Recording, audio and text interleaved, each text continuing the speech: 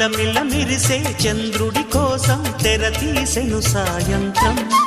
జోలగా లాలించగా నీ నీడ దొరికింది, కమ్మగా కలలీయగా నీ తోడు నాకుంది.